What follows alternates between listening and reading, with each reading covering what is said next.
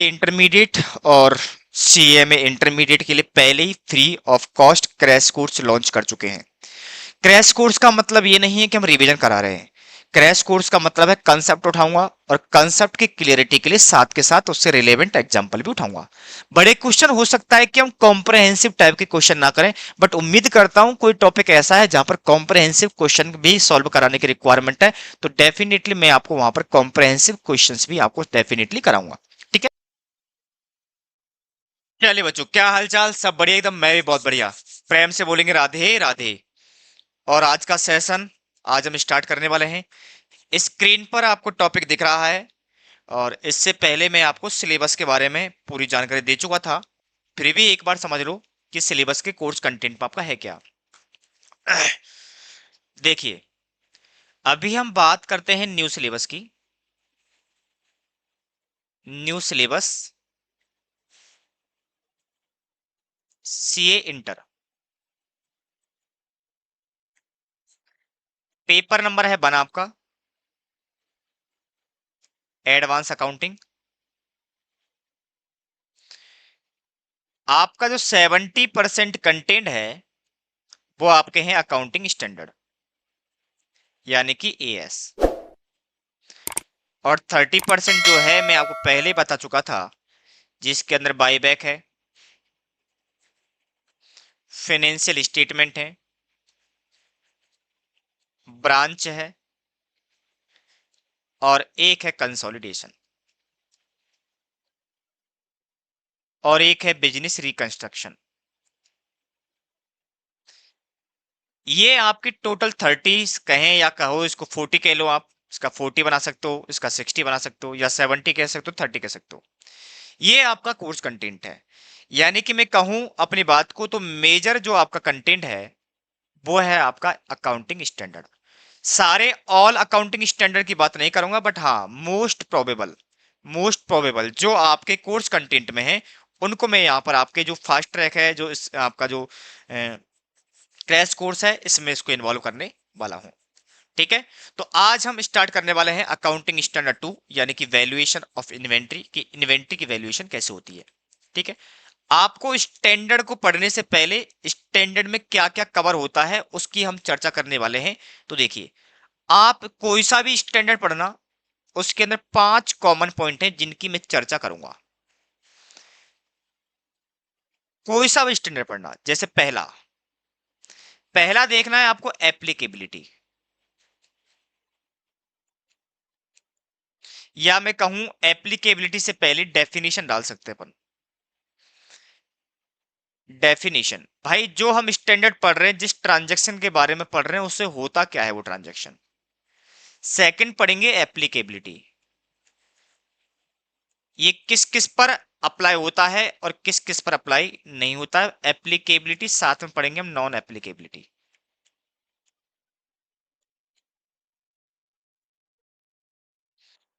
तीसरा पढ़ते recognition. Recognition का मतलब होता है एंट्री।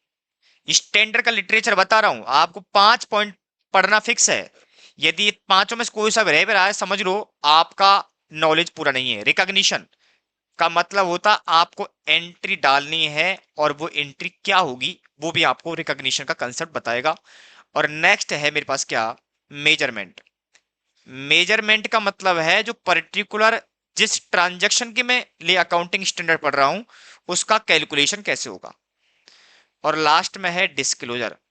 जब आप फाइनेंशियल स्टेटमेंट बनाओगे तो आपको फाइनेंशियल स्टेटमेंट में क्या क्या डिस्क्लोजर देने की रिक्वायरमेंट है, ये भी आपकी चर्चा का विषय बनेगा। तो 5 पॉइंट पढ़ेंगे, सेम इस स्टैंडर्ड में भी पांचों बातें पढ़ेंगे।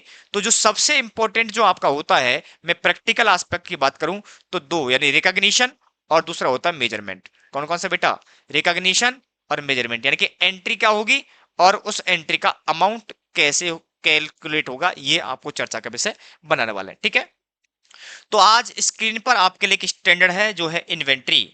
तो इन्वेंट्री का आप स्टैंडर्ड डालिएगा और आप डालोगे पॉइंट नंबर 1, और पॉइंट नंबर 1 में डालोगे मीनिंग। स्टैंडर्ड को पढ़ने के साथ साथ पहले हमें यह जान लेना बेहद जरूरी है कि इन्वेंट्री का मतलब होता है क्या है, किस किस की यहां पर कवरेज होने वाली है। ठीक है, अब चलो मैं आपको इसमें छोटा सा एक स्ट्रक्चर समझाता हूं, बिजनेस को कैसे रन करता है। इसको नोट नहीं करना, जो मैं आपको यहां लिखा रहा हूं उसको अभी नोट करना नहीं है। देखिए, मैंने बोला कि भाई देखो, ये है आपका, मान लो, एक बिजनेस का प्रोसेस।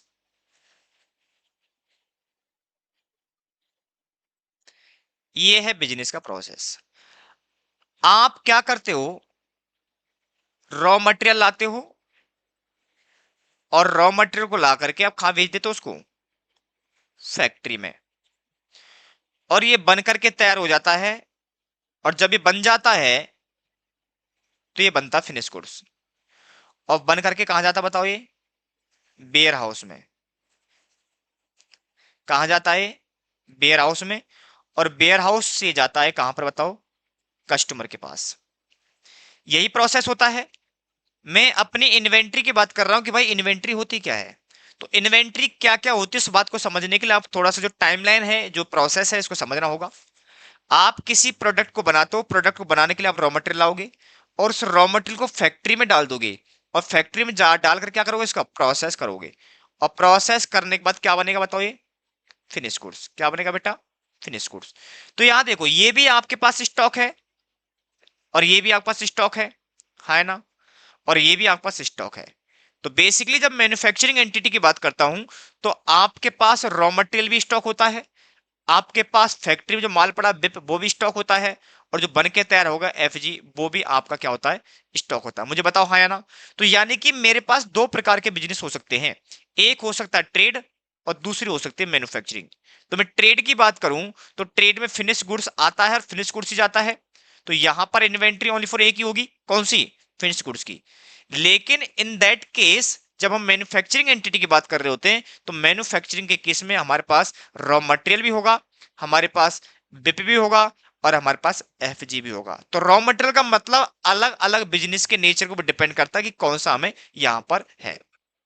तो इसी चीज को लिखना है कि भैया मैं इन्वेंट्री किसकी बात कर रहा हूं। तो इन्वेंट्री का मतलब क्या है, ये रॉ मटेरियल है, यूज होगा प्रोडक्शन में, यूज इन प्रोडक्शन में होगा, हाँ या ना मुझे बताओ।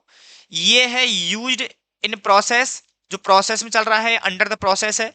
और ये बात कर रहा हूं हेल्ड फॉर सेल, ये सेल के लिए रखा हुआ है। तो तीनों स्टॉक की जब बात करता हूं, तो इन्वेंट्री में क्या क्या इंक्लूड है, क्या क्या इंक्लूड नहीं है, यही बात आपको स्टैंडर्ड पहली डेफिनेशन देता है। और अब आप लिखना स्टार्ट करोगे पॉइंट नंबर 1, यानी कि डेफिनेशन। ठीक है, चलिए डालिए हेडिंग पॉइंट नंबर 1, मीनिंग। और लिखिए मीनिंग के अंदर, means an assets, such assets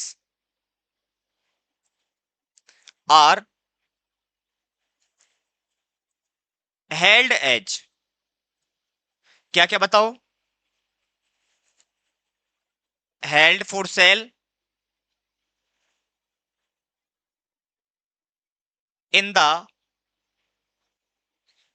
form of material और supplies awaiting, awaiting for consumption,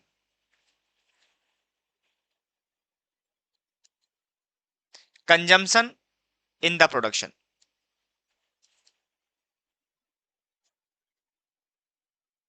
और तीसरा है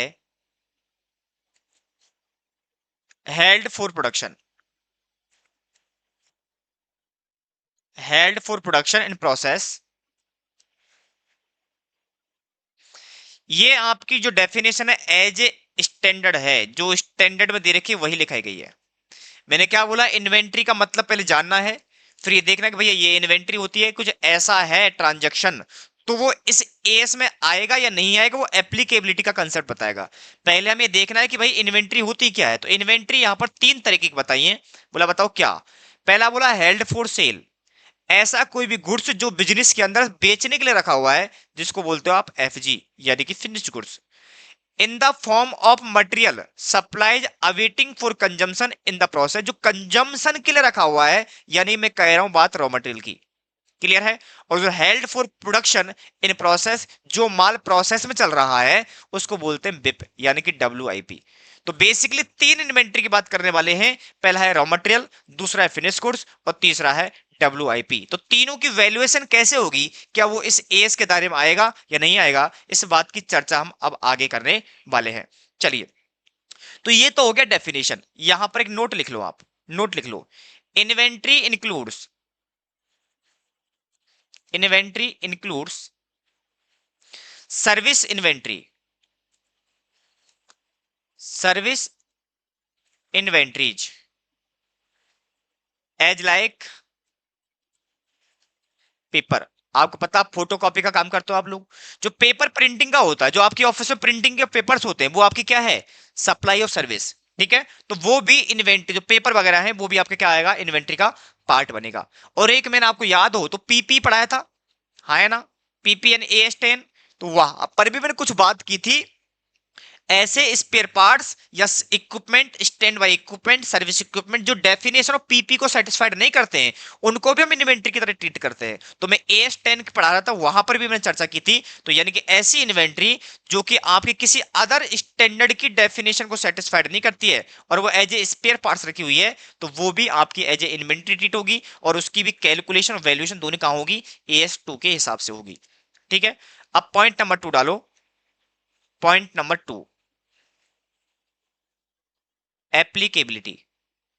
कि भैया इन्वेंट्री तो पता लग गया कि ये इन्वेंट्री है, जो गुड्स रॉ मटेरियल के रूप में रखा हुआ है, बेचने के लिए रखा हुआ है, प्रोसेस से पड़ा हुआ है, वो इन्वेंट्री है। क्या ये सारी की सारी इन्वेंट्री पर एप्लीकेबल है या नहीं है, वो भी हमें देखना पड़ेगा। तो लिखिए इसमें AS2 applicable on all types of inventories, inventories except, कुछ को छोड़ा गया है। एक्सेप्शन मैंने दो पार्ट में डिवाइड किए, यहां पर एक्सेप्शन बेटा मैंने दो पार्ट में डिवाइड किए हैं। पहला पार्ट है आपका फुल्ली नॉन एप्लीकेबिलिटी। इसका मतलब समझाऊंगा यहां पर, non applicability on measurement, measurement. ठीक है, लिखिए इसके अंदर एग्जाम्पल के लिए financial institution, financial institutions, institution नहीं सर, इंस्ट्रूमेंट करो इसको बेटा, फाइनेंशियल इंस्ट्रूमेंट्स जैसे डिवेंचर्स होते हैं, शेयर्स होते हैं, ये उनकी बात कर रहा है, उस स्टॉक की बात नहीं कर रहा है। दूसरा है exchange contract, exchange contract basically forward की बात करता है। इसको भी समझाऊंगा, फॉरवर्ड कॉन्ट्रैक्ट क्या होते हैं, बायोलॉजिकल असेट्स, बायोलॉजिकल असेट्स। और सेकंड की तरफ जो एक्सेप्शन, उसमें देखो क्या लिखा हुआ है, पहला है agriculture product, agriculture product at point of harvest, और सेकंड एक्सेप्शन है फॉरेस्ट प्रोड्यूस, और लास्ट है इसके अंदर मिनरल प्रोडक्ट्स। यहां तक नोट हो जाए मुझे बताओ, और फिर समझाते कि इस नॉन एप्लीकेबिलिटी में क्या है। देखिए स्टैंडर्ड बोलता है आपसे कि भैया ये standard all types of inventory पर अप्लाई होगा, लेकिन दो एक्सेप्शन दिए गए हैं। बोला कि पहला एक्सेप्शन है non applicability on fully. Fully का मतलब होता है, मैंने अभी स्टैंड बताया था, एक होता है रिकॉग्निशन, रिकॉग्निशन का मतलब है एंट्री नहीं होगी, भैया एंट्री नहीं होगी। और दूसरा बताया था मैंने आपको मेजरमेंट, बोलो हाँ या ना। मेजरमेंट। तो जो मेजरमेंट वाला बात है ना, तो वो ये कह रहा पहला जो एक्सेप्शन है, इसमें ना तो रिकॉग्निशन होगा और ना ही मेजरमेंट होगा। यानी कि ये जो आइटम दे रखे हैं, जैसे हम फॉरेक्स दिया है, मैंने फॉरवर्ड दिया है, बायोलॉजिकल एसेट दिया, फाइनेंशियल इंस्ट्रूमेंट दिया है, इनकी जो मैं बात कर रहा हूं, ये बेसिकली आपके लिए ना तो रिकॉग्निशन पर अप्लाई होगा इनके केस में, और ना ही इनका मेजरमेंट इसके हिसाब से होगा। यानी मैं कहूं तो इनकी ना तो एंट्री होगी एस टू के हिसाब से, और ना इनकी वैल्यू कैलकुलेट होगी। सेकंड लिखा हुआ कि नॉन एप्लीकेबिलिटी और मेजरमेंट। मेजरमेंट का मतलब है एंट्री तो होगी एएस टू के हिसाब से, लेकिन मेजरमेंट किसी और एएस के हिसाब से होगा। बात को समझो, मैंने क्या बोला, एंट्री तो होगी यहां पर, लेकिन उसका मेजरमेंट यहां नहीं होगा, मेजरमेंट किसी और एएस में होगा। इसका मतलब है मेजरमेंट का एक्सेप्शन। यानी कि पहला जो एक्सेप्शन है रिकॉग्निशन प्लस मेजरमेंट का एक्सेप्शन है, और जबकि दूसरा वाला ओनली फॉर मेजरमेंट का एक्सेप्शन है। क्लियरिटी है यहां तो कोई दिक्कत किसी को नहीं हो तो मुझे बताओ। मैंने क्या बोला, जो आपके फाइनेंशियल इंस्ट्रूमेंट हैं, आपके पास जो फॉरवर्ड एक्सचेंज कॉन्ट्रैक्ट्स हैं, बायोलॉजिकल असेट्स हैं, इनके केस में ना तो इसकी एंट्री होगी यहां पर, और ना ही ये यहां पर मेजरमेंट होंगे। लेकिन जो आपका एग्रीकल्चर प्रोडक्ट है, फॉरेस्ट है, मिनरल है, ये एंट्री तो होगी एज ए इन्वेंट्री यहां पर, यदि वो इन्वेंट्री है तो, डेफिनेशन को सेटिस्फाइड करती है तो, बट कैलकुलेशन यहां नहीं होगी। कैलकुलेशन के पर्टिकुलर एएस बने हुए हैं, इनकी चर्चा मैं वहां पर करूंगा। क्लियर कहानी तक? अब मैंने कुछ बातें की हैं इसमें, जैसे मैंने आपको फाइनेंशियल इंस्ट्रूमेंट की बात की है, ठीक है ना, फाइनेंशियल इंस्ट्रूमेंट में मैं बात की है, तो इसके लिए मैंने लिखा कि अंडर क्या, forward exchange contract. Forward exchange contract का मतलब क्या है, देखो, आप आज यहां पर खड़े हो, लेकिन कॉन्ट्रैक्ट जो सेटलमेंट है वो आपको फ्यूचर में करना है। जैसे मान लो आज आप यहां पर खड़े हो और आपको 3 महीने के बाद किसी को पेमेंट करना है, तो उसका कॉन्ट्रैक्ट आप आज ही कर रहे हो। मैंने क्या बोला, आज ही कर रहे हो, 3 महीने के बाद का कॉन्ट्रैक्ट, 3 महीने के बाद सेटलमेंट करना है, बट उसके लिए कॉन्ट्रैक्ट आज कर रहे हो, और आज डिसाइड कर रहे हो कि भाई बताओ उस दिन के लिए क्या होगा, आज मैं कर रहा हूं कॉन्ट्रैक्ट। इसको बोलते हैं फॉरवर्ड। यानी कि एग्रीमेंट करना today, but forward rate, contract कब का है, फॉरवर्ड, यानी कि फ्यूचर के लिए। सेटलमेंट फ्यूचर में होगा, कॉन्ट्रैक्ट होगा करंट के अंदर, इसको बोलते हैं फॉरवर्ड कॉन्ट्रैक्ट। ये बेसिकली आपको जब आप फाइनल में आओगे तो आपको एसएफएम पढ़ाने वाले टीचर ज्यादा बेटर आपको समझा पाएंगे। ठीक है, तो ये फॉरेक्स में होते हैं बेसिकली, यानी कॉन्ट्रैक्ट आज कर रहे हो बट सेटलमेंट कब होना है, फ्यूचर में। ठीक है, उसी को बोलते हैं फॉरवर्ड एक्सचेंज कॉन्ट्रैक्ट।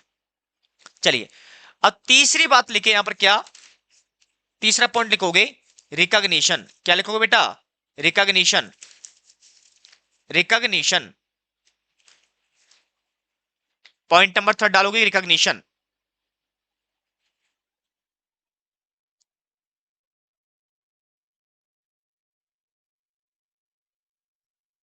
लिखिए, if definition satisfied of inventory and applicable standard and cost can be measured and conversion into cash with in 12 month. Basically इस बात को ना लिखोगे तो भी चलेगा, लेकिन मैंने क्या बोला है कि कैन बी मेजर्ड, उसकी कैलकुलेशन में बेहद जरूरी है। यदि उसको हम कैलकुलेट कर सकते हैं, डेफिनेशन को सेटिस्फाइड करता है, एप्लीकेबल है, तो उसका क्या होगा, रिकॉग्निशन। इसमें बस इतनी सी बात है बेटा, इसमें ज्यादा कुछ है नहीं है। पॉइंट नंबर 4, जो सबसे इंपॉर्टेंट है आपका, मेजरमेंट। क्या है आपका, मेजरमेंट। मेजरमेंट में देखो, मेजरमेंट के ब्रैकेट में लिख लो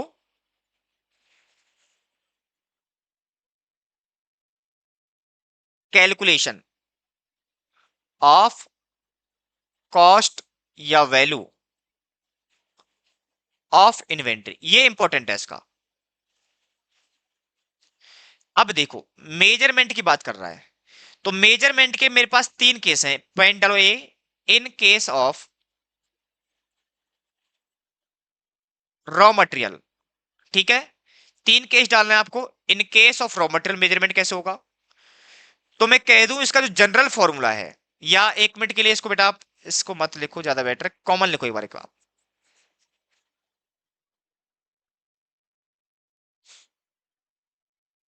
मेजरमेंट तो कैसे लिखोगे, value of inventory, value of inventory. ध्यान रखना है जनरल है इसका, है इस सब पर सेम लगेगा, जनरल रूल है। बताओ क्या? ए, कॉस्ट ऑफ इन्वेंट्री और NRV which ever is lower, which ever is lower. मैंने क्या बोला है भैया? कॉस्ट ऑफ इन्वेंट्री और NRV, जो दोनों में से कम होगा वही इसकी वैल्यूएशन का पार्ट बनेगा। ठीक है,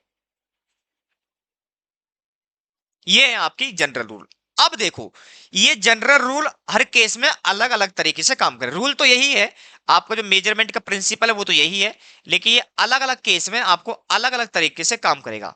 अब डालो यहां A, in case of raw material, कि भैया रॉ मटेरियल में रूल कैसे काम करेगा। मैंने क्या बोला बताओ? प्रिंसिपल तो यही है जो मैंने लिखा है। मैंने क्या बताओ? कॉस्ट और NRV। मैंने क्या लिखा है? कॉस्ट और NRV विच एवरेज लोअर, जो दोनों में से कम हो। अब समस्या यह है कि भैया कॉस्ट निकलेगी कैसे? ठीक है, इसको मैं कॉस्ट शीट के थ्रू भी समझाऊंगा, बट अभी इसको बस नोटिंग कर लो आप। ये निकलेगा कैसे, यहां लिखो नीचे, cost of raw material, cost of raw material, cost of raw. अभी इसको नोट करो, मैं एक प्रैक्टिकल समझाऊंगा उस बात को, अभी नोट करना आपको बस। Cost of raw material, purchase price plus taxes which is non refundable,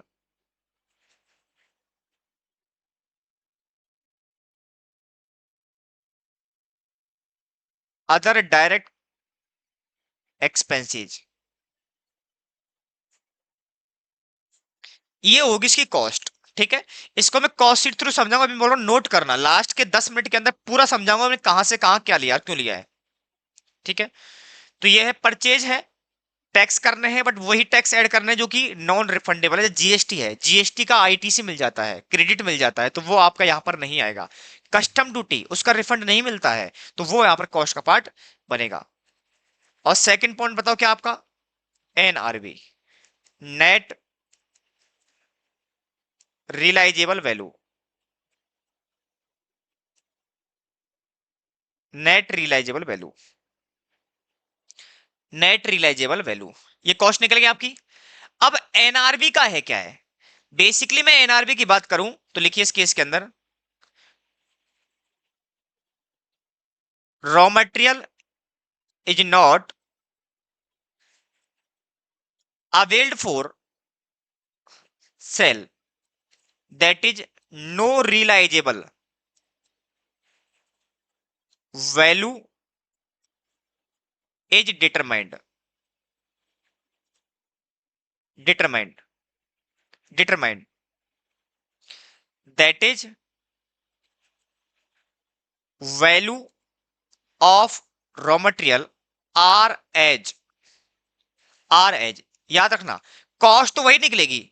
अब यदि मेरे पास प्रॉब्लम क्या है, फंडामेंटल में बात करूं तो रॉ मटेरियल बेचने के तो ना रखा है, क्योंकि मैं तो प्रोडक्शन कर रहा हूं, और जब माल बना रहा हूं, प्रोडक्ट प्रोड्यूस कर रहा हूं, तो इसका मतलब रॉ मटेरियल तो यूज करने के लिए है, बेचने के लिए है नहीं है।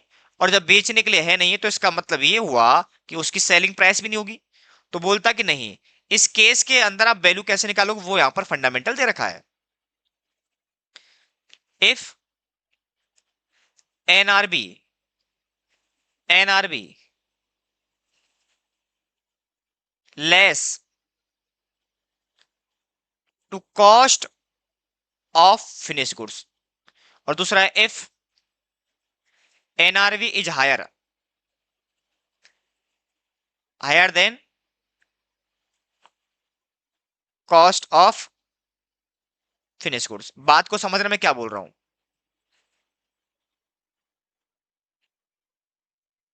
देखो क्या बोला, वो ये बोल रहा है भैया, आप देखो NRV कम है, इसका मतलब कॉस्ट और एनआरबी बिच एवरेज लोअर होता है, बोलो हाँ या ना। ये कॉस्ट भी एफजी की देखनी है आपको, और एनआरबी भी एफजी की देखनी है आपको। क्यों, लॉजिक बताऊंगा अभी, अभी ध्यान से दोनों। यदि कॉस्ट और एनआरबी जो दोनों में से कम होगा वही वैल्यू होगी, मुझे बोलो हाँ या ना। मैं एफजी की बात कर लूं अभी। एफजी की कैलकुलेशन ऐसे होगी, कॉस्ट और एनआरबी जो दोनों में से कम होगा वही वैल्यू है। अब देखो, बोल रहा कि एनआरबी कम है, एनआरबी कम है तो इसका मतलब वैल्यू किस पर होगी, एनआरबी पर। बोलो हाँ या ना। लेकिन प्रॉब्लम क्या है, क्योंकि रॉ मटेरियल के केस में एनआरबी गिवन नहीं होगी, एनआरबी रॉ मेटेरियल के केस में गिवन नहीं होगी। और जब गिवन नहीं होगी तो याद रखना इस बात का, तो जो आपका जो वैल्यूएशन है, जो आपका बेटा क्या है, वैल्यूएशन है, वो वैल्यूएशन आपका कैसे होगा, वो आपको यहां पर देखना पड़ेगा। यहां लिख दो रिप्लेसमेंट कॉस्ट।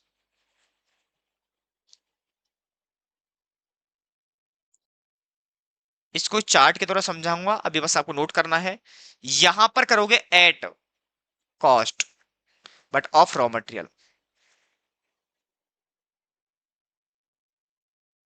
अभी इसे नोट करोगे, इसके एक बार मेजरमेंट का कंसेप्ट पूरा हो जाए, फिर मैं आपको डायग्राम से प्रैक्टिकल समझाऊंगा कि ये मैं ऐसा क्यों कर रहा हूं, ये वैल्यूएशन का ऐसा बेस क्या चल रहा है। ठीक है, फॉर्मूला अभी भी मेरा वही है, ठीक है, बट कॉस्ट जब लूंगा तो उसकी ध्यान रखना कॉस्ट ऊपर है। अब लिखो पॉइंट नंबर 2 यानी बी। इन केस ऑफ बिप, तो फॉर्मूला तो अभी भी वही है, फॉर्मूला तो अभी भी वही है, कॉस्ट और क्या, एनआरबी लोअर। फॉर्मूला अभी भी वही है, लेकिन दोनों का डिटर्मिनेशन अलग अलग होगा। या लिखो cost of beep, cost of beep.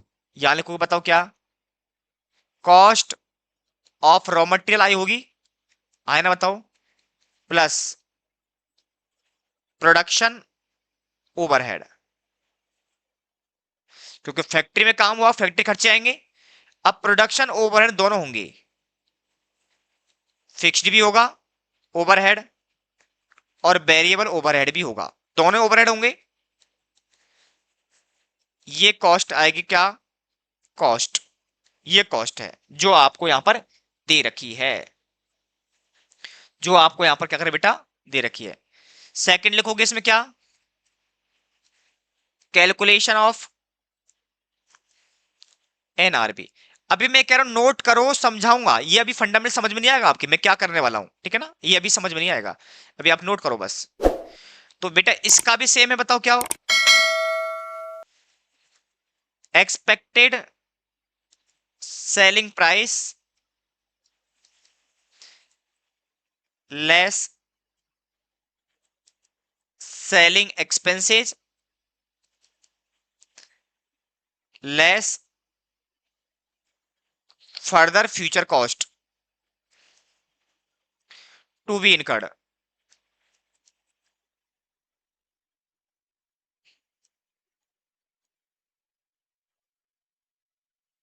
ये आएगी इसकी एनआरबी, ठीक है। तो कॉस्ट ये रही, एनआरबी जो दोनों में से कम है इसकी वैल्यू कर दूंगा। ये कैसे क्यों निकाल रहा हूं, इसका फंडामेंटल समझाने वाले बोल रहा हूं अभी आपसे। अभी आपको कुछ नहीं करना है, अभी सुनना है बस आपको। और C case, in case of FG, यहां आसान है सारा काम। क्यों बताओ, क्योंकि यहां पर कॉस्ट भी होगी और एनआरबी भी होगी, बेच एवरेज लोअर, दोनों अवेलेबल होगी। लेकिन कॉस्ट का मतलब क्या वो भी देखो,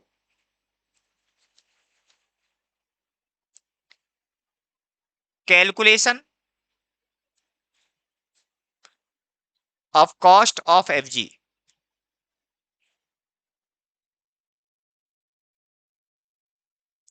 तो मैं क्या कह रहा हूं बताओ, यहां पर कॉस्ट कैसे आएगी इसकी, वो कॉस्ट भी देख लो आप लोग। परचेज प्राइस, परचेज प्राइस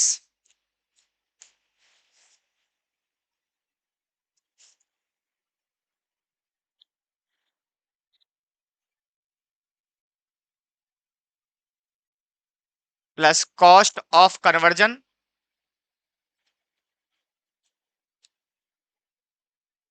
और plus other relevant cost.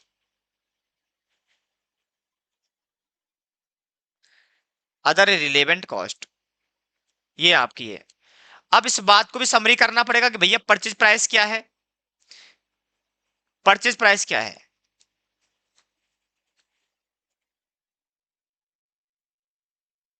Purchase price का मतलब है परचेज प्राइस या cost trade discount plus duty plus direct cost जो उसको लाने में लगे हैं, ये परचेज है। सेकंड आता है कि भैया कन्वर्जन कॉस्ट क्या है, कन्वर्जन कॉस्ट। तो कन्वर्जन कॉस्ट में देखो क्या है, raw material plus labour plus other direct expenses, जिसे प्राइम कॉस्ट बोलते हैं, वो वाला आ गया। तो आएगी प्राइम कॉस्ट, प्रोडक्शन ओवरहेड, ये आएगी कन्वर्जन कॉस्ट। क्लियर है। ये आपके पास फंडामेंटल दे रखा है, सारा डेटा कॉस्ट शीट से है बेसिकली, तो कहूं तो मैं आपके लिए ये फंडामेंटल आपको दे रखा है। क्लियर है।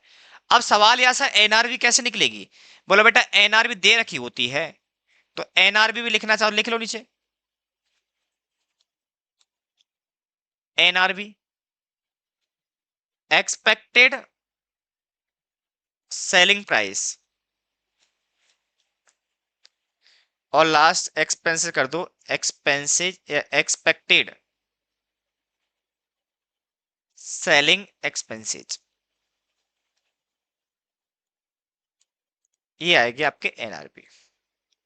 अब तीनों का फंडामेंटल एक बार समझो, तीनों का फंडामेंटल समझो कि मैंने कहां कहां पर क्या क्या नहीं किया है। ठीक है। एक मैं छोटी सी टाइमलाइन बना रहा हूं, उसको ध्यान से देखना आप लोग, बड़ा इंटरेस्टिंग सा मजेदार सा पॉइंट है ये, और आराम से देखो मैं क्या करने की कोशिश कर रहा हूं। देखो ये आपके सामने एक टाइमलाइन है, और इस टाइमलाइन के अंदर मेरे पास तीनों तरीके की इन्वेंट्री है।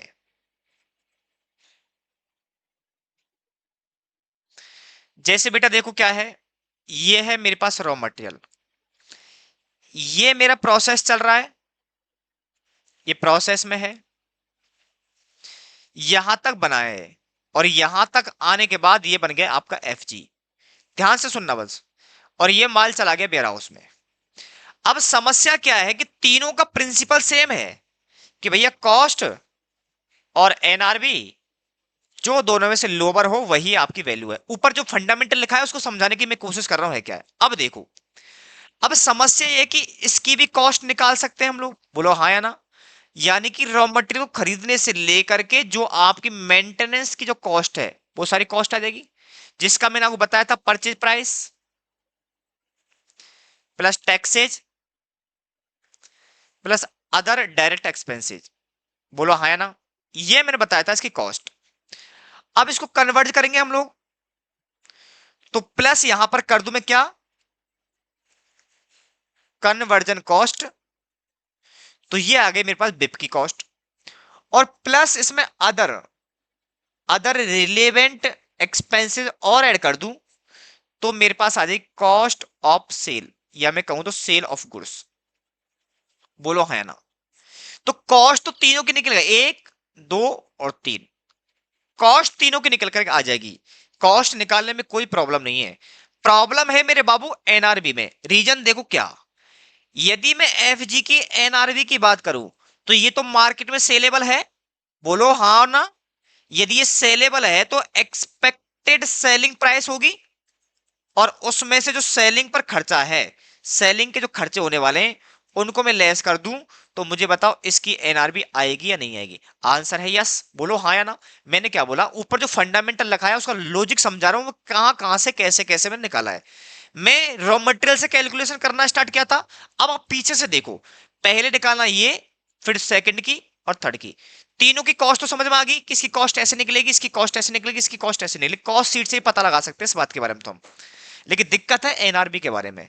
तो मैंने बोला एफजी मार्केट में बेचने लायक है और बेचने के लिए ही रखा है, और जब हमने एनआरबी बेचने के लिए रखा है तो इसका मतलब, सॉरी, एफजी हमने बेचने के लिए रखा है तो उसकी एनआरबी यानी कि सेलिंग प्राइस भी होगी। तो सेलिंग प्राइस में से आप क्या घटा दो, आप उसके सेलिंग के खर्चे हटा दो, तो जो निकल कर के आएगी वो आएगी आपकी एनआरबी। क्या निकल के आएगी? तो यानी कि एफजी की कैलकुलेशन करना बेहद आसान है। तो इसकी कैलकुलेशन सिंपल है, कॉस्ट है हमारे पास और भैया एनआरबी भी है, जो दोनों है तो लोअर ले लूंगा। तो इसकी कैलकुलेशन बेहद आसान है जो मैंने आपको बता रखी है। बोलो हाँ और ना।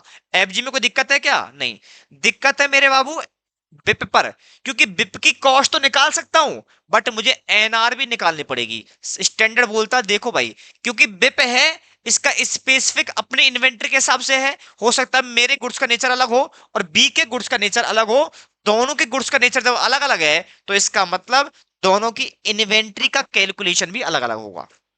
क्लियर है? तो बोला देखो एनआरबी, एनआरबी क्योंकि बिप सेलेबल नहीं है, बेचने के लिए नहीं बनाया, तो मैं उसकी एक्सपेक्टेड सेलिंग प्राइस निकाल ही नहीं सकता। इसलिए आपका स्टैंडर्ड बोलता मेरे बाबू देख, बोला कोई दिक्कत नहीं बेटा, कोई दिक्कत नहीं है, लेकिन एफजी की तो निकाल सकता हूं ना मैं। यदि मैं एफजी की निकाल सकता हूं तो ऐसा करो, इस एफजी की एनआरबी को खींच करके ले आओ बिप तक। मैंने क्या बोला? एफजी की एनआरवी को खींच करके यहां तक लिया, और ये कैसे आएगी वो भी एक बार आप बड़ी ध्यान से देखो क्या है। मैंने बोला देखो इसकी एनआरबी ले लो, है ना, और इसकी एनआरबी में से यहां से लेके यहां तक कुछ तो खर्चे होंगे। बोलो, यहां से लेके यहां कुछ तो खर्चा होगा, तो जो खर्चा लगने वाला था वो भी हटा दो। तो मैं ऐसा कह दूं देखो, एनआरवी ऑफ एफजी ले लो और इसमें लेस कर दूं cost incurred in future. Future तो मुझे बताओ, यहां तक माल बन के तैयार हो गया था, यहां से लेकर के यहां तक जो खर्चा लगने वाला था वो भी मैं हटा दूं, तो एक्चुअली में यहां तक की सेलिंग प्राइस आ जाएगी। ये स्टैंडर्ड की अजम्पशन है। यदि डब्ल्यूआईपी की, क्योंकि सेलेबल वैल्यू होती नहीं है, निकाल नहीं सकता, आप बेस मानो एफजी को, और एफजी की जो सेलिंग प्राइस है उसको खींच करके लेके आओ डब्ल्यूआईपी की सिचुएशन तक, जहां तक काम कंप्लीट होगा वहां तक रिड्यूस करके ले आओ। तो स्टैंडर्ड बोलता देखो आपके एनआरबी लो एफजी की और उसमें से लेस कर दो जो खर्चा लगने वाला था फिनिश गुड्स को बनाने तक। तो ये खर्चा लगा नहीं है, अभी लगने वाला है। एनआरबी भी यहां पर निकालनी है, लेकिन अब एनआरबी मुझे यहां की चाहिए, तो बोला इस एनआरबी को यहां पर लेके आओ ना, तो डिफरेंस जो था एक कॉस्ट का, इसको यहां से लेस कर दो और जो आएगी वो आएगी आपकी डब्ल्यूआईपी की एनआरबी। मैंने ये लिखा है NRB of finish goods minus further cost, जो फ्यूचर लग रहे वो हटा दो, जो निकल के आएगी आएगी एनआरबी। अब ऊपर आओ और देखो ऊपर, देखो ना ऊपर, देखो बेटा, देखो मैंने यही लिखा है, आराम से देखो, देखो ये रहा। क्लियर है? सर जी आप ये ऊपर लेस कर रखा, देखो बेटा ना, ये दोनों को लेस करता हूं तो एनआरबी और एफजी की निकलती है। हाँ है ना, एफजी कैसे निकलती है? Selling price minus selling expenses, तभी तो एनआरबी एफजी की आती है। तो इसमें से ये हटा दो, आ जाएगा। क्लियर है? स्टैंडर्ड की मानना है, क्योंकि डब्ल्यूआईपी का मार्केट में कोई सेलेबल है ही नहीं है, वो बेचना भी नहीं है, तो उसके एक्सपेक्टेड सेलिंग प्राइस निकालना है, एनआरबी निकालना बेहद मुश्किल काम है। इसलिए एनआरबी पकड़ो एफजी की, और जो फर्दर कॉस्ट लगने वाली थी वो हटा दो, और जो निकल करके आएगी वो आप मानोगे कि ये as a same equivalent NRV of किसकी है? डब्ल्यूआईपी की। क्लियर है बेटा? यहां तक बात समझ में आ गई तो मैं आगे बढ़ पाऊंगा, अदरवाइज मुझे यही रुकना पड़ेगा। बोलो हाँ और ना। ये जो ऊपर लिखा है था वो समझ में आ गया, मैंने उसका लॉजिक समझ में आ गया कि मैंने लिटरेचर जो लिखा है वो क्या लिखाया है, ठीक है, और वो क्यों लिखाया है। क्लियर है कहानियां तक? अब बेटा एक समस्या और आ गई, एक समस्या और आ गई। सर जी समस्या क्या आ गई? बोला समस्या ये आ गई कि भैया अब रॉ मटेरियल की भी तो बारी है, क्योंकि रॉ मटेरियल है मेरा ये रहा एफजी, देखो ये रहा रॉ मटेरियल, हाँ है ना, मुझे बताओ ये रॉ मटेरियल, इसकी कॉस्ट तो पता है हमें कैसे निकलेगी। सर जी एनआरबी, मुझे बताओ मैं जो रॉ मटेरियल खरीदा है क्या उसकी एनआरबी है? बोलो, क्या रॉ मटेरियल बेचने के लिए खरीदा है मैंने? आंसर ना। तो बोला कि आप जो मार्केट में आज खरीद रहे हो वही प्राइस ले लो ना, वही उसके ना बेटा ना। एनआरबी में आप ये कहना चाहते हो आज जो मैं रॉ मटेरियल खरीद रहा हूं यदि उसकी जो करंट मार्केट प्राइस है वही एनआरबी के लिए वो बेच रहा है, वही तो आपके लिए एनआरबी? नहीं बाबा ना। एनआरबी का मतलब है सेलिंग प्राइस, जो कॉस्ट है उस कॉस्ट में प्रॉफिट का एलिमेंट जोड़ूंगा तब आएगी एनआरबी। बोलो हाँ या ना। तो इसलिए यहां पर बोलता है कि भैया स्टैंडर्ड देखो, रॉ मटेरियल में ही मैंने बेचने के लिए नहीं रखा है और जब रॉ मटेरियल मैंने बेचने के लिए नहीं रखा है तो इसका मतलब ये हुआ कि भैया उसकी एनआरबी भी मैं नहीं निकाल सकता। इसीलिए स्टैंडर्ड बोलता है यहां पर आओ, आपको वापस से बेस बनाना पड़ेगा क्या, एफजी। तो बोला देखो बात सुनो, बोला बात सुनो क्या है, क्योंकि इसको मैं खींच के यहां नहीं लेके आ सकता, एफजी की एनआरबी को यहां पर खींच के नहीं लेके आ सकता। यहां बोला कि देखो बताओ इसकी वैल्यूएशन क्या होगी, बोला दो केस होंगे, बोला बताओ क्या, एक है कॉस्ट और दूसरा है एनआरबी। ध्यान सुनना, एक है कॉस्ट एनआरबी, जो लोअर होगा उसी पर वैल्यू होगी, यही रूल बोलता हमारा। अब मुझे बताओ यदि कॉस्ट है आपकी मान लो 100 रुपए, रॉ मटेरियल बेटा, ये रॉ मटेरियल के ले रहा हूं मैं, और मान लो आपकी एनआरबी तो होगी नहीं इसकी, मुझे बताओ हाँ या ना। दूसरी इसकी भी कॉस्ट नहीं होगी, कॉस्ट तो होगी इसकी, हाँ या ना बताओ। और यहां पर भी एनआरबी नहीं होगी, लेकिन यही चीज मैं एफजी ले लूं। अब बोला बेस किसको बनाओ, एफजी को, बेस किसको बनाओ, एफजी को। बोला एफजी में देखो कि एफजी की कॉस्ट लो और एफजी के एनआरबी लो, तो मुझे बताओ ये है 120, तो मुझे बताओ वैल्यू किस पर होगा, कॉस्ट पर। इसका मतलब यदि एफजी की कॉस्ट कम है और एफजी की एनआरबी ज्यादा है तो स्टैंडर्ड बोलता है ये मानना पड़ेगा कि रॉ मटेरियल की कॉस्ट यानी कि कम होगी नॉर्मली उसकी एनआरबी से। बात को समझो, बोला फिनिश गुड्स की कॉस्ट कम है सेलिंग प्राइस से, तो आप ये मान करके चलोगे कि जो रॉ मटेरियल है उसकी भी कॉस्ट कम होगी रॉ मटेरियल की सेलिंग प्राइस से। क्लियर है, स्टैंडर्ड की पहले जंक्शन क्लियर है। बोला यदि कॉस्ट कंपेयर किससे करना है, एफजी से, क्योंकि रॉ मटेरियल की एनआरबी गिवन नहीं होती है, इसलिए स्टैंडर्ड बोलता कंपैरिजन करो फिनिश गुड से।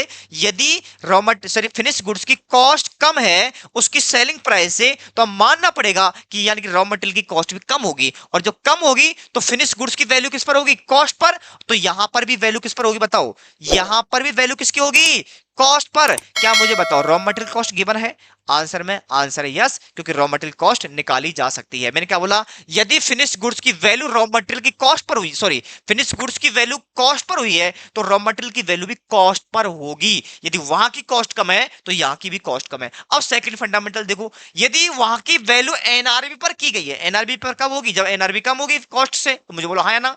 यदि फिनिश गुड्स की वैल्यूएशन उसकी एनआरबी पर हुई है तो यह मानना पड़ेगा कि आपके रॉ मटेरियल की एनआरबी भी क्या होगी, एनआरबी क्या होगी, कम होगी। सुनो मैंने क्या बोला, यदि फिनिश गुड्स की वैल्यू क्या होगी बताओ, कॉस्ट और एनआरबी, यानी मैं कहूं ये है 200 रुपए और ये 220, तो मुझे बताओ वैल्यू क्या होगी इन्वेंट्री की, आंसर है 200, यानी कि ये एनआरबी पर। तो स्टैंडर्ड बोलता है कि यदि भैया आपकी फिनिश गुड्स की वैल्यू एनआरबी पर की गई है, इसका मतलब एनआरबी ऑफ एफजी कम था, कम था किससे, फिनिश गुड्स की कॉस्ट से। बोलो हाँ और ना। यदि फिनिश गुड्स की एनआरबी कम थी फिनिश गुड्स की कॉस्ट है तो उसकी एनआरबी वैल्यू हुई होगी। यदि ऐसा हुआ है तो आप ये मान करके चलोगे कि यहां पर इन्वेंट्री जो है रॉ मटेरियल है उसकी भी एनआरबी कम है।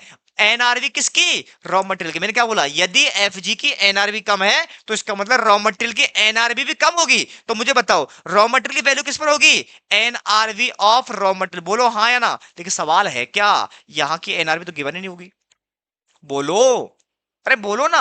यहां की एनआरबी गिवन होगी नहीं क्योंकि वैल्यू बेस बना रहा हूं एफजी को। यदि एफजी एनआरबी पे कैलकुलेट हुआ है, एनआरबी पे कैलकुलेट हुआ है, तो इसका मतलब रॉ मटेरियल भी एनआरबी पे कैलकुलेट होगा। ये अजम्पशन मानते हुए कि यदि एनआरबी उसकी कम है तो रॉ मटेरियल की एनआरबी भी कम होगी, तो वैल्यू एनआरबी पर होगी, क्योंकि एनआरबी रॉ मटेरियल की दे रखी होती है। इसलिए स्टैंडर्ड बोलता है यदि एनआरबी नहीं दे रखी है क्या, देते नहीं है, तो जब एनआरबी पर वैल्यू है एफजी की तो याद रखना रॉ मटेरियल की जो वैल्यू है वो होगी रिप्लेसमेंट कॉस्ट पर। रिप्लेसमेंट कॉस्ट का मतलब है आज उसकी मार्केट में प्राइस क्या, current market price of raw material at that date. बोलो हाँ और ना। मैंने ऊपर यही लिखा है, देखो ऊपर आओ आराम से, देखो क्या लिखा है, इफ एनआरबी कम, मिला देखो ना, यदि एनआरबी कम है किसकी, ऑफ एफजी की, तो ये मानना पड़ेगा कि भैया रॉ मटेरियल की एनआरबी भी क्या होगी, एनआरबी क्या होगी, कम होगी किससे, कॉस्ट ऑफ रॉ मटेरियल से। और इसका मतलब ये हुआ वैल्यू आएगी एनआरबी, क्योंकि रॉ मटेरियल की एनआरबी दे रखी होती है, इसलिए स्टैंडर्ड बोलता करंट मार्केट प्राइस लो, जिसको बोलते हैं रिप्लेसमेंट कॉस्ट। बोलो हाँ और ना, बोलो हाँ और ना। मैंने यही लिखा है बेटा, देखो मैंने ये लिखा है, मैंने बोला ना पहले मत देखना कुछ भी, क्या बोला, रॉ मटेरियल की एनआरबी गिवन नहीं होती है। यदि यदि फिर आपको बेस बनाना पड़ेगा फिनिश गुड्स को, फिनिश गुड्स की एनआरबी पर वैल्यू हुई है तो इसका मतलब ये स्टैंडर्ड बोलता है यदि फिनिश गुड्स की एनआरबी कम है तो इसका मतलब रॉ मटेरियल की एनआरबी भी कम होनी चाहिए और होगी भी। इसलिए स्टैंडर्ड बोलता है क्योंकि एनआरबी ऑफ रॉ मटेरियल दे न रखी होती है, इसलिए आप क्या करोगे उस रॉ मटेरियल की आज करंट मार्केट प्राइस क्या है जिसको बोलते हैं रिप्लेसमेंट कॉस्ट, आपको उस पर वैल्यू करके दिखाना। बोलो हाँ आना, ये फंडामेंटल हो गया। मैं एग्जांपल कराऊंगा, टेंशन ना लो आप लोग, सबके एग्जांपल कराने वाला हूं मैं, ठीक है स्टैंडर्ड की। बोलो यहां तक कोई दिक्कत किसी को? यदि यहां तक दिक्कत नहीं है तो मैं आगे चल सकता हूं। अब मैंने पूरा लिटरेचर समझा दिया। दूसरा देखो क्या है, एनआरबी ज्यादा है तो मुझे बताओ, इधर देखो बेटा, कॉस्ट है आपके एफ जी की कितनी बताओ, 100 रुपए, और आपके एनआरबी है 120 रुपए, तो मुझे बता कम क्या है 100, तो ये वैल्यू किस पर होगी, कॉस्ट पर। एनआरबी ज्यादा है कॉस्ट ऑफ फिनिश गुड्स से, इसका मतलब फिनिश गुड्स की वैल्यूएशन किस पर हुई होगी, कॉस्ट पर। यदि वहां की कॉस्ट ज्यादा है, यदि वहां की कॉस्ट कम है तो इसका मतलब रॉ मटेरियल की कॉस्ट भी कम होगी, तो यहां पर भी वैल्यू किस पर होगी, कॉस्ट पर। बट कॉस्ट किसकी हो बेटा, रॉ मटेरियल की। याद रखना यहां पर कैलकुलेशन रॉ मटेरियल से ही होगी और बेस किसको मानना पड़ेगा, फिनिश गुड्स को। क्लियर है यहां तक का? नहीं, एग्जांपल करेंगे तो और बेहतर समझ में आएगा। यहां तक का लिटरेचर आपके सामने है तो मुझे बताओ हाँ और ना, यहां तक कोई दिक्कत हो मुझे पूछ सकते हैं आप लोग। एग्जांपल दूंगा, टेंशन मतलब सबके, आपको टेंशन नहीं लेनी है एग्जांपल के रेस्पेक्ट में। और एक लास्ट पॉइंट और लिख लो इसका आप लोग, क्या, एक लास्ट पॉइंट लिख लो, क्या, डिस्क्लोजर। डिस्क्लोजर पॉइंट नंबर जो भी सीरियल चल रहा हो आपका, कौन सा चल रहा है देख लेते हैं एक बार के लिए। पॉइंट नंबर चल रहा 5, छोटा सा स्टैंडर्ड है, बड़ा नहीं है। Point number 5, disclosure. क्या क्या आपको डिस्क्लोजर देने की जरूरत है? Accounting policy adopted in determination of cost. आपको पता होगा कॉस्ट निकालने की अलग अलग टेक्निक होती है, तो बताना पड़ेगा आपको। Total amount of cost of inventory, पूरी whole classification of inventory and amount calculated. यानी कि कहने का मतलब मेरा ये है, रॉ मटेरियल अमाउंट कितना है, डब्ल्यूआईपी कितना है, फिनिश गुड्स कितना है। इसके अलावा each inventory inventory also further classified as item wise. मतलब मान लो रॉ मटेरियल है, रॉ मटेरियल ए बी और सी तीन तरीके के होते हैं, तो इसकी भी बतानी है आप कॉस्ट, आपको इसकी भी कॉस्ट बतानी है और इसकी भी कॉस्ट बतानी है, अलग अलग बतानी है। ये आपको खासकर याद रखना है। या मैं कहूं finish goods product A B C, तीनों का अलग अलग बताना है, इसका मतलब ये है। फिर आपको ये भी बताना पड़ेगा how much amount recognise from PL, क्योंकि जो इन्वेंट्री बिकेगी उसके रेस्पेक्ट में खर्चा रिकॉग्नाइज करना पड़ेगा। बोलो हाँ या ना, जितना आपकी इन्वेंट्री बिकेगी तो उसका जो खर्चा था वो एज ए पीएल में जाएगा, जो इन्वेंट्री बिकी नहीं है वो कहां जाएगी, अभी पीएल में दिखा रहे हो, आपने ट्रेडिंग में दिखा रखी होगी। जैसे इन्वेंट्री बिकी वो कॉस्ट बराबर आप क्या करने पड़ेगी, रिकॉग्नाइज। हाँ या ना मुझे बताओ, इसको बोलते क्या, inventory treated as expenses, recognise as expenses. ठीक है, जितनी इन्वेंट्री बेच दी उसके रेस्पेक्ट जो खर्चा है वो पीएल में चला जाएगा, वो ट्रांसफर हो जाएगा। और लास्ट लिखना क्या, इफ इन्वेंट्री इज प्लेस्ड